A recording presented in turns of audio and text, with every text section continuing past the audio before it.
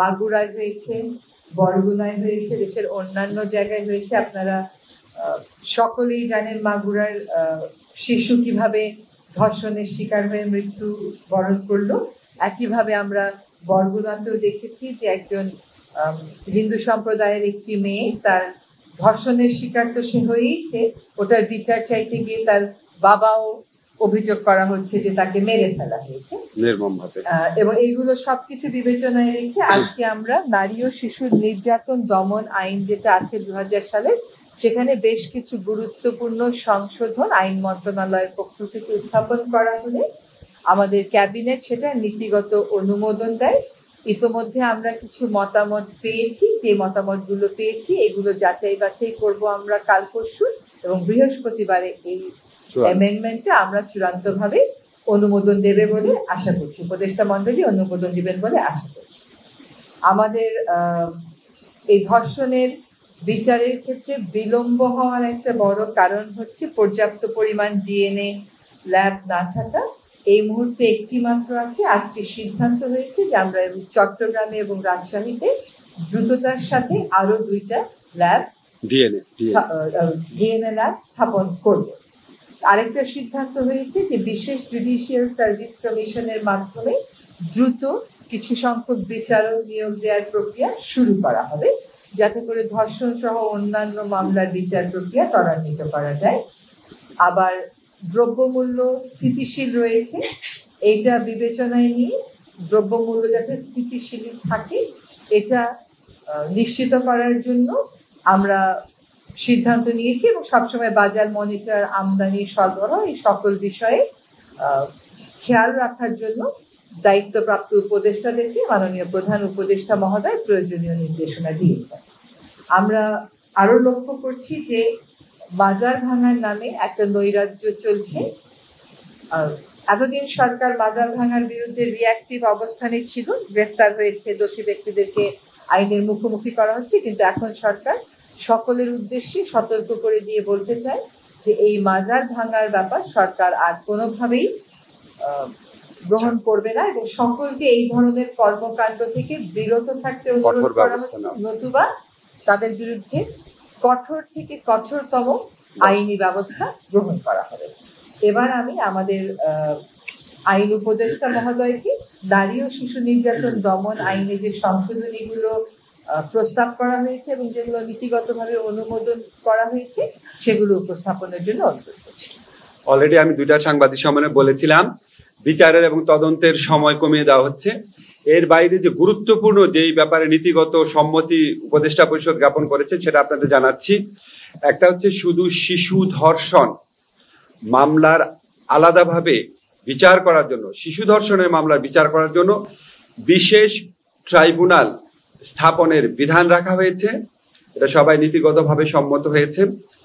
আরেকটা হচ্ছে আমাদের অনেক এই নারী ও শিশু নির্যাতন দমন আদালত দেখা যেত মামলার জট লেগে যেত, কারণ এখানে 2 ধরনের মামলা আসতো। একটা হচ্ছে সম্মতি সহ যে সমস্ত ধর্ষণের ঘটনা ঘটতো, যে বিয়ের প্রলোভন দেখিয়ে, এই সমস্ত মামলার অনেক আধিক্য ছিল, এই মামলাগুলাই বেশি ছিল।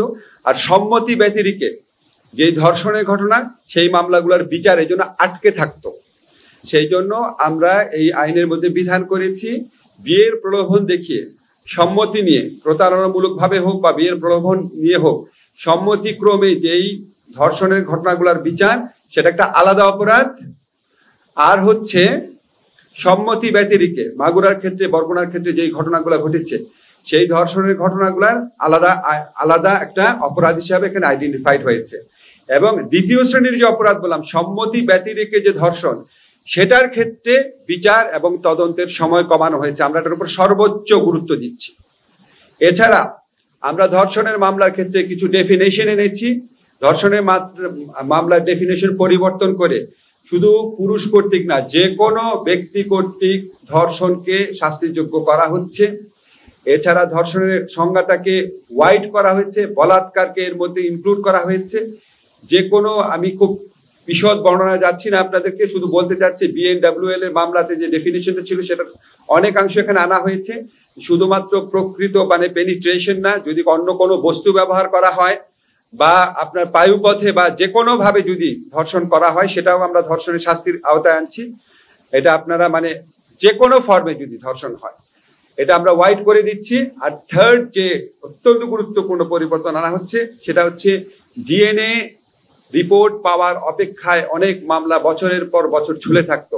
তো আমরা এই আইনে বিধান করেছি ডিএনএ রিপোর্ট ছাড়াই আদালত যদি মনে করে মেডিকেল সার্টিফিকেট এবং পারিপার্শ্বিক সাক্ষ্যের ভিত্তিতে বিচার সম্ভব, তাহলে আদালত ডিএনএ সার্টিফিকেট ছাড়াই মামলা দ্রুত বিচার করার জন্য মেডিকেল সার্টিফিকেট এবং পারিপার্শ্বিক সাক্ষ্যের ভিত্তিতে বিচার করবে।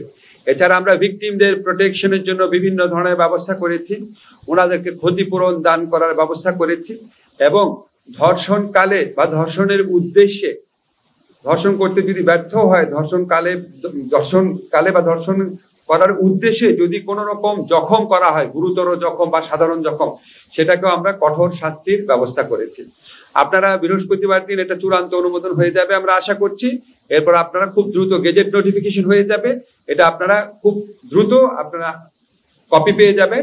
তবে আপনাদেরকে একটা জিনিস ক্ল্যারিফাই করি, এই আইনের পাশের সাথে মাগুরায় আসিয়া হত্যা এবং ধর্ষণ মামলার বিচারের সম্পর্ক নাই। ওই বিচারে গিয়ে চলেছে নিজস্ব গতিতে এবং আমরা মনে করি খুবই দ্রুততার সাথে এই মামলার বিচার হবে। এই মামলার তদন্ত কার্য সমাপ্তির পথে, ডিএনএ রিপোর্ট পাওয়া যাবে 2-3 দিনের মধ্যে, তদন্ত কার্য সমাপ্তির পথে। আমরা আশা করছি আগামী কয়েকদিনের মধ্যে এই মামলার বিচার শুরু হয়ে যাবে এবং খুব দ্রুত নিষ্পত্তি হয়ে যাবে, যেহেতু অকাট্য অনেক প্রমাণ রয়েছে। আমরা পার্টিকুলারলি এটা নিয়ে আজকে আলোচনা করি না, কিন্তু আপনি দেখেছেন এই সমস্ত ঘটনার ক্ষেত্রে আমাদের আইন শৃঙ্খলা বাহিনীর পক্ষ থেকে পদক্ষেপ নেওয়া হয়। আমাদের সবসময় কিন্তু পদক্ষেপ নেওয়া হয়, যখন এই ধরনের ঘটনা ঘটে আমরা পদক্ষেপ নেই এবং দু একটা ক্ষেত্রে ব্যর্থতার ঘটনা থাকলে অধিকাংশ ক্ষেত্রে আমরা এই ঘটনাগুলো এড়াতে সক্ষম হয়েছি। আজকে সার্বিকভাবে আইন শৃঙ্খলা পরিস্থিতি রক্ষার বিষয় নিয়ে আলোচনা করা হয়েছে। এখানে আমাদের প্রধান উপদেষ্টা বক্তব্য দিয়েছেন, আমাদের পরিবেশ উপদেষ্টা রেজওয়ানা হাসান বক্তব্য দিয়েছেন, আমরা বক্তব্য দিয়েছি। আমরা একটা কথাই বলেছি, দেশের এই সংকটময় পরিস্থিতিতে আমাদেরকে আরো বেশি দায়িত্বশীল হয়ে, উদ্যোগী হয়ে সবাই মিলে সমন্বিতভাবে কাজ করতে হবে, এটাই মূলত বক্তব্য ছিল।